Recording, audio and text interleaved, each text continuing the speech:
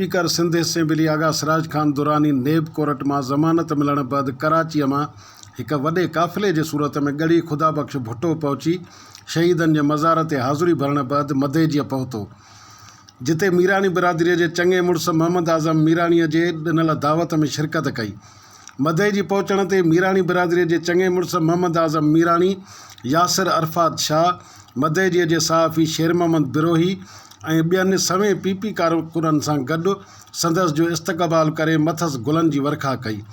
उन मौक़े ते आगा सिराज खान दुरानी मीडिया सां ॻाल्हाईंदे चयो त तूं पई थींदियूं रहंदियूं आहिनि, केस पिया ठहंदा रहंदा आहिनि, मुंहुं असां ॾींदा रहंदा आहियूं। हाणे बि उहा ई शइ आहे, अॻे बि थिया हाणे बि थिया।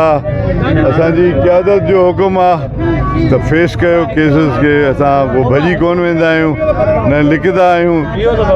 ठीकु आहे, जेल आहे, जेल में 4.5 साल गुज़ारियासीं, हाणे ज़मानत थी आहे, इंशाल्लाह केस इहो ख़तमु थी वेंदो। तव्हां सभिनी दोस्तनि जूं दुआऊं, इन करे अॼु मां निकितुमि, पहिरियों वियुमि कलंदर जे मज़ार ते, उते दुआ घुरियमि। पोइ वरी शहीद बीबी मोहतरमा बेनज़ीर भुट्टो साहिबा जे मज़ार ते वञी उते दुआ घुरीसीं। हाणे वरी वञूं पिया गड़ियासीं। ॾिसो महांगाई त थी आहे, पर उन में उनजो जेको असल हल जेको आहे उहा आहे त जल्द जल्द इलेक्शन थिए, 90 ॾींहंनि जे अंदरि इलेक्शन कराए, पोइ जेको बि इलेक्ट थी ईंदो उनखे हैंड ओवर कंदा, पाण ई उहे मामला सेटल कंदा। असां चाहियूं था त इलेक्शन कमीशन 90 ॾींहंनि जे अंदरि इलेक्शन अनाउंस करे, ताकि जेको भी इलेक्ट थी ईंदो उहो मसला हल कंदो। हिसाब सां मौलाना फज़ल रहमान अॼु बयानु हुयो त जेका बि मांग आहे या जेको बि सिस्टम आहे उहा पीपल्स पार्टी ज़िम्मेवार आहे। मौलाना साहब नमाज़ न पढ़ी हूंदी आहे,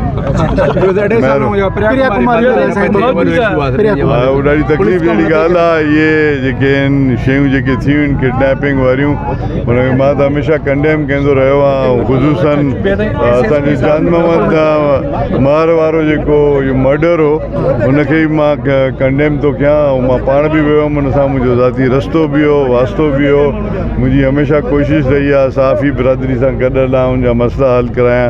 हमेशह मां सहाफ़ी बिरादरी जी मदद बि कई आहे, हर क़िस्म जी जेको मुंहिंजो हाल आहे।